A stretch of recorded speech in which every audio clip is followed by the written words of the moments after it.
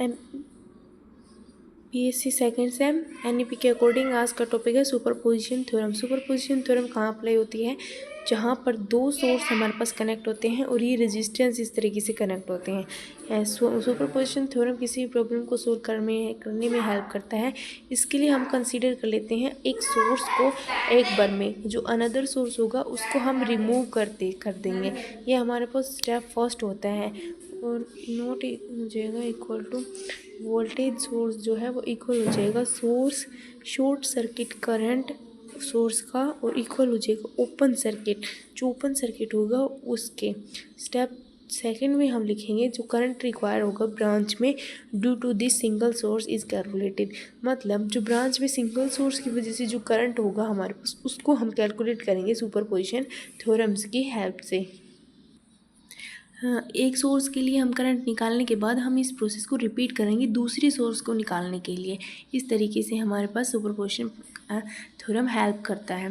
तो फाइनली हमारे पास fourth step जो होगा वो होगा finally algebraic sum of currents in the required branch due to different source is taken. जो करंट होगा वो हमारे पास अलजेब्रिक सम होगा, जितनी ब्रांच हमने अलग अलग सोर्स से हमने करंट कैलकुलेट किया है अलग अलग ब्रांच में। ये हमारे पास सुपरपोजिशन थ्योरम होती है। स्टेटमेंट की अगर हम बात करें तो हो जाएगा स्टेटमेंट ऑफ सुपरपोजिशन थ्योरम। ये क्या कहता है? If A number of voltage source, अगर नंबर ऑफ वोल्टेज सोर्स जो है और करंट सोर्स है वो एक्टिंग करते हैं एक लीनियर नेटवर्क में। लीनियर नेटवर्क में हमारे पास करंट सोर्स है और वोल्टेज सोर्स है, वो इस तरीके से हैं कि जो रिजल्टिंग करंट हम निकालेंगे ब्रांच में हम रिजल्टिंग करंट निकालेंगे वो अलजेब्रिक सम होगा, जो करंट फ्लो होगा ईच सोर्स में। मतलब वोल्टेज सोर्स का भी और करंट सोर्स का भी जो करंट होगा वो अलजेब्रिक सम होगा। Act alone while all the other independent source are replaced by their internal resistance.